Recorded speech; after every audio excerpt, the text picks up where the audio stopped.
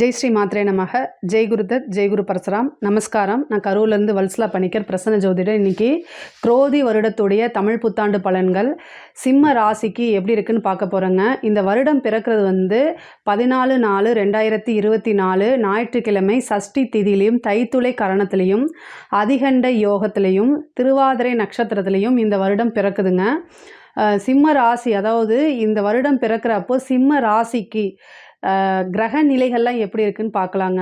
உங்களுடைய ராசிக்கு 2ஆம் இடத்துல கேதுவும், 7ஆம் இடம் கலத்திரஸ்தானத்தில் 7ஆம் இடத்துல சனியும் செவ்வாயும், அஷ்டமஸ்தானத்தில் ராகு புதன் சுக்கிரனும், 9ஆம் இடத்துல சூரியனும் குருவும் இருக்காங்க. இது 11ஆம் இடத்துல சந்திரன் இருக்காங்க. இதுதான் உங்களுடைய, அதாவது இந்த வருஷம் பிறக்குது இல்லையா, அப்போ உங்கள் ராசிக்கு கிரக நிலைகள். இதெல்லாம் பொதுவாக உங்களுக்கு அக்யூரேட்டான பலன்கள் வேணும் அப்படின்னா உங்களுடைய இண்டிவிஜுவல் ஜாதகம் இருக்கு இல்லைங்களா, அதில் கிரக நிலைகள் ப்ளஸ் கோச்சாரத்தில் இப்போ எப்படி கிரகம்லாம் இருக்குது, என்ன திசா புத்தி போயிட்டுருக்கு, இது எல்லாத்தையுமே நம்ம கால்குலேட் பண்ணி தான் ஒரு 100% அக்யூரேட்டான ப்ரெடிக்ஷனை நம்ம சொல்ல முடியும். இருந்தாலும் நான் சொல்லக்கூடிய இந்த தமிழ் புத்தாண்டு பலன்களும் சரியாக தான் இருக்குங்க. உங்களோட ராசிக்கு 2ஆம் இடத்துல கேது வந்திருக்கு, அஷ்டமஸ்தானத்தில் ராகு இருக்குங்க இந்த வருஷத்தில். அதே மாதிரி குரு உங்களுக்கு 9ஆம் இடத்துலேருந்து 10ஆம் இடத்துக்கு போக போகுது. அது என்னென்னா தொழில் ரீதியாக நிறைய மாற்றங்களை உண்டு பண்ணுங்க. பொதுவாக சிம்ம ராசிக்கு என்னென்னா சனி 7ஆம் இடத்துல இருக்குது, அதாவது கண்டச்சனின்னு சொல்லக்கூடியது. இந்த 7ஆம் வீட்டில் இருந்து உங்கள் ராசியை தான் என்னது சனி பார்த்துட்டு இருக்காரு. அந்த சனியோடைய பார்வை எல்லாத்தையும் புத்தியை மழுங்கடிச்சிரும். அதுதான் உங்களுக்கு நீங்கள் எவ்வளோ டேலண்டடாக இருப்பீங்க, எல்லாமே இருப்பீங்க. பட் ஆனால் என்னென்னா இந்த டைமில் அதெல்லாம் தேடணும். உங்கள் புத்திசாலித்தனம் எங்கே போச்சு, ஒரு விஷயம் செய்யும்போது எப்படி யோசிப்பீங்க, யோசித்து கரெக்டாக ப்ராப்பராக பண்ணக்கூடிய நபர் தான் சிம்ம ராசியை பொறுத்த வரைக்கும். அதாவது அது மக நட்சத்திரமாக இருந்தாலும் சரி, பூர நட்சத்திரமாக இருந்தாலும் சரி, உத்திர நட்சத்திரமாக இருந்தாலும் சரி, நல்ல டேலண்ட்டாக நம்ம ஒரு டைமிங்கு, பங்க்சுவாலிட்டி, கரெக்டு, இது சரி இது தப்பு எல்லாமே தெரியக்கூடிய நபர்கள் தான் நீங்கள். ஆனால் சனியோடைய பார்வை, அந்த 7ஆம் பார்வைங்கிறது வெறி கொண்டு பார்க்குற மாதிரின்னு வச்சுக்கோங்களேன். இந்த டைமில் நீங்கள் யோசிக்காமல் செய்யக்கூடிய ஒவ்வொரு விஷயமும் உங்களுடைய வாழ்நாள் ஃபுல்லாக பாதிக்கும். அதனால் ஒவ்வொன்றும் யோசித்து செய்யுங்க. உங்களுக்கு யோசிக்க முடியல, எது தப்பு எது சரி அப்படின்னு தெரியலேன்னு வச்சுக்கோங்களேன், உங்களுடைய வெல்விஷர்னு ஒருத்தங்க இருப்பாங்க இல்லையா, உங்களுடைய நலம் விரும்பிகிட்ட கேட்டு அதுக்கப்புறம் அதை செய்யுங்க. அதுதான் பெட்டர், உத்தமம். தொழில் ரீதியாக நல்ல மாற்றங்கள் தான் உங்களுக்கு வரப்போகுது.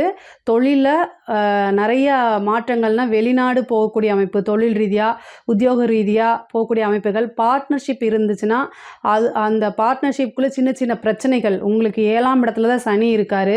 அந்த சனி உங்களுக்கு 6ஆம் அதிபதியும், அதனால் அவங்கக்கிட்ட சண்டை சச்சரவுகள் வரத்துக்கு, உங்களுடைய கருத்து அவங்களோட ஒத்து போகாமல் அதனால் பிரிவினை ஏற்படுறதுக்கு உண்டான வாய்ப்புகளும் அதிகமாக இருக்குங்க.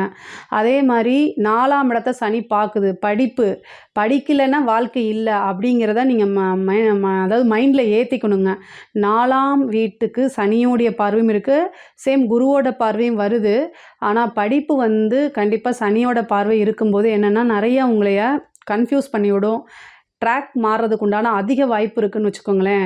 4ஆம் இடத்துக்கு எப்போல்லாம் சனியோடைய பார்வை இருக்கோ அப்போ உங்களுடைய படிப்பை பிரேக் பண்ணுறது, படிக்கலாமா வேண்டாமா, இல்லை வேலைக்கு போகலாமா, இந்த மாதிரி எண்ணங்களை ஏற்படுத்தும். முக்கியமாக சிம்ம ராசியில் பிறந்த ஜாதகருடைய பேரண்ட்ஸ் கவனமாக இருக்கணும். தன்னோட குழந்தை என்ன படிக்குது, அவங்க யார்கிட்ட பேசுகிறாங்க, பேரண்ட்ஸ் கவனிக்க வேண்டியது அவங்களுடைய கடமை, கட்டாய கடமைன்னு வச்சுக்கோங்களேன். ஏன் அப்படின்னா 4ஆம் வீட்டை சனியும் பார்க்குது. படிப்பு மட்டும் 4ஆம் இடம் இல்லை, ஒழுக்கமும் 4ஆம் இடம் தான். அதனால் அவங்க யார் கூட பேசுகிறாங்க, பழகுறாங்க, படிப்பு எப்படி போகுது, டீச்சர்ஸோடு அவங்க ரிலேஷன்ஷிப் எப்படி இருக்குது, அதே மாதிரி ஃப்ரெண்ட்ஸோடு அவங்களோட ரிலேஷன்ஷிப் எப்படி இருக்குது, அதெல்லாமே கவனத்தில் பார்க்க வேண்டியது பேரண்ட்ஸோடைய கட்டாய கடமைன்னு வச்சுக்கோங்களேன்.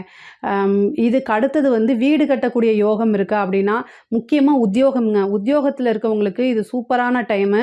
10ஆம் இடத்துக்கு குரு வருது, ப்ரொமோஷன், பதவி உயர்வு கிடைக்கிறதுக்கு வாய்ப்பு இருக்குது. அதே மாதிரி படிச்சுட்ருக்கவங்க உங்களுடைய விஷயங்களை நல்லா படித்து இது பண்ணிங்கன்னா கேம்பஸில் செலக்ட் ஆகிறதுக்கு வாய்ப்பு இருக்குது.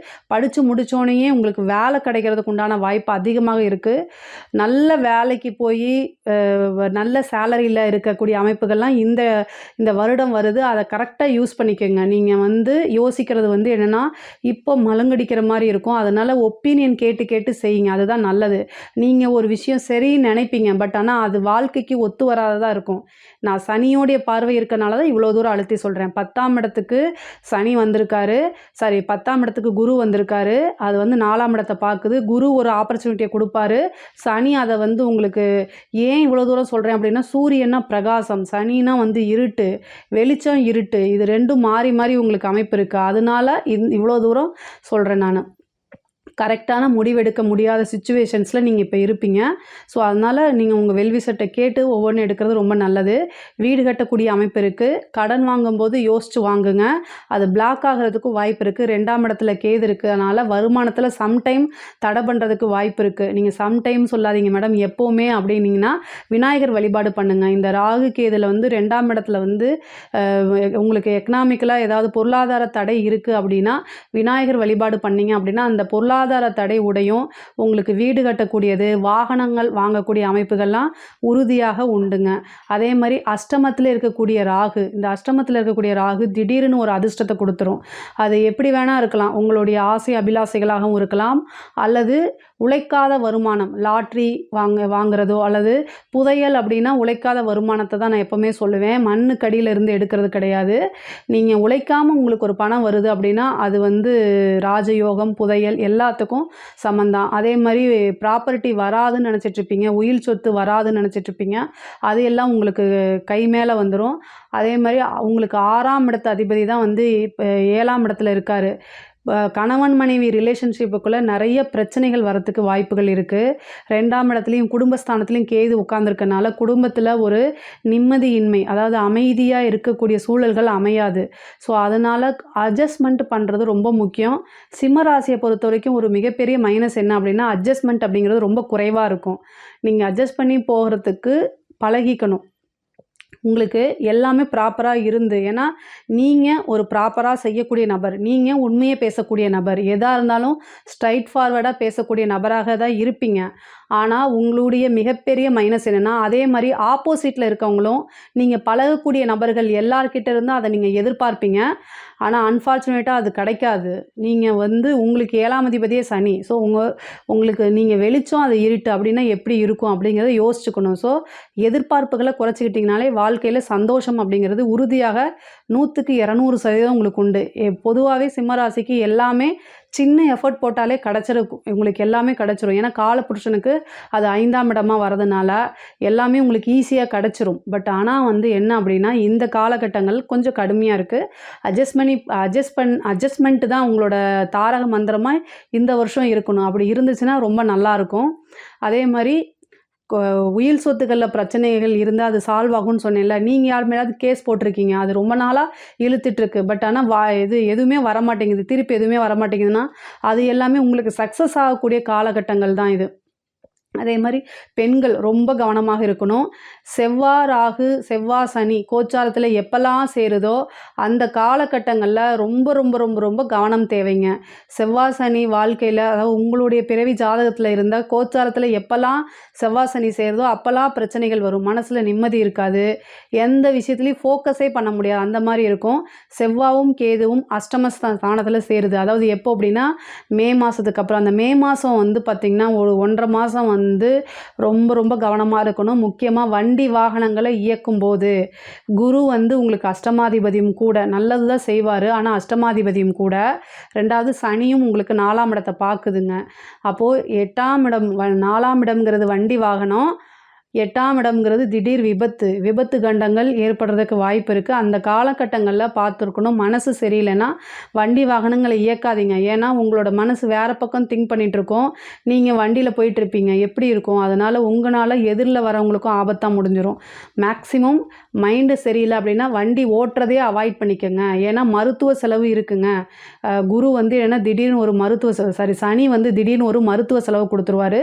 தாயாருடைய உடல்நிலையில் ஒரு முக்கியமாக கவனம் தேவை. தாயாருக்கு சர்ஜரி அப்படிங்கிறது உண்டு. அதாவது மருத்துவ செலவு உங்களுக்கோ அல்லது தாயாருக்கோ இருக்குது. உங்களுக்காக இருந்தாலும் சரி, தாயாருக்காக இருந்தாலும் சரி, உடலில் ஏதாவது பிரச்சனை அப்படின்னா உடனடியாக மருத்துவரை அணுகிறது தான் ரொம்ப ரொம்ப நல்லது. இந்த குரோதி வருடம் வந்து உங்களுக்கு எக்கனாமிக்கலாக ரொம்ப சூப்பராக இருக்குங்க. அதாவது அரசியல்வாதிகளுக்கெல்லாம் ரொம்ப ரொம்ப அசுர வளர்ச்சின்னு சொல்லலாம்னு வச்சுக்கோங்களேன். ஏன் அப்படின்னா உங்களுக்கு 4ஆம் இடத்த குரு பார்க்குது, சனி பார்க்குது. ஒரு நல்ல பதவி கிடைக்கும். திடீர்னு ராஜயோகத்தை கொடுக்கறதுக்கு ராகு இருக்கார். அதே மாதிரி குருவும் வந்து 10ஆம் இடத்துல இருக்குது. அப்போ வந்து நீங்கள் எதிர்பார்த்துருக்க மாட்டீங்க. பட் ஆனால் உங்களுக்கு ஒரு போஸ்டிங் கிடச்சிரும். அரசியல் அதாவது எலெக்ஷனில் ஜெயிக்கிற மாதிரி அமைப்பு வரும். ஏதாவது போட்டியில் ஜெயிக்கிற மாதிரி இருக்கும். திடீர்னு ஒரு பெரிய கான்ட்ராக்ட் கிடைக்கும். ஒரு பெரிய போஸ்டிங் கிடைக்கும். அது மூலிமா பல லட்சங்கள், பல கோடிகள் உங்களுக்கு சேர்ந்துடும். சிம்ம ராசியை பொறுத்த வரைக்கும் அரசியலுக்கு ரொம்ப ரொம்ப சூப்பர். அரசாங்க பதவியில் இருக்கவங்களுக்கும் இது ரொம்ப நல்லது. 8ஆம் இடத்துல வந்து ராகு இருக்குது. அஷ்டமஸ்தானத்தில் ராகு இருக்குது. உங்களுக்கு பணம் பல வகையில் வருங்க. அதை ப்ராப்பராக கொண்டு போய் சேர்க்கல அப்படின்னா அது காணாமல் போயிடும். அதே நேரத்தில் லஞ்ச லாவணியங்களை ஈடுபடும் போது ரொம்ப ரொம்ப கவனம் தேவை. சனி நான் வந்து 7ல் இருக்காருங்க. அவர் பார்த்துக்கிட்டே இருப்பார். திடீர்னு மாட்டி விட்டுருவார். இந்த கிரகங்கள்லாம் ஒன்றுக்கு ஒன்று கூட்டு தான். நமக்கு அதிர்ஷ்டம் அப்படின்னு தனித்தனியாக பார்ப்போம். பட் ஆனால் ஒருத்தருக்கு ஒருத்தர் கூட்டு சேர்ந்துக்குவாங்க. கேது வந்து 2ஆம் இடத்துல இருக்கனால பணம் வர மாதிரி கொண்டு வருவாங்க. ராகு அஷ்டமஸ்தானத்தில் இருக்குன்னா லஞ்ச லாவணியங்கள் கொடுக்கறதுக்கு ட்ரை பண்ணுவாங்க. சனி அதை மாட்டி விட்டுருவார். பார்த்துக்கோங்க. சனி, ராகு, கேது இதுங்களில் கவனம் வச்சுக்கோங்க. லஞ்ச லாவணியங்களை ஒரு வருஷத்துக்கு அவாய்ட் பண்ணிக்கோங்க. அதை அப்படியே நீங்கள் கண்டும் காணாமல் போயிட்டீங்கன்னா இந்த ஒரு வருஷம் வந்து உங்களுக்கு பிரச்சனை இல்லாமல் போயிடும்னு வச்சுக்கோங்களேன்.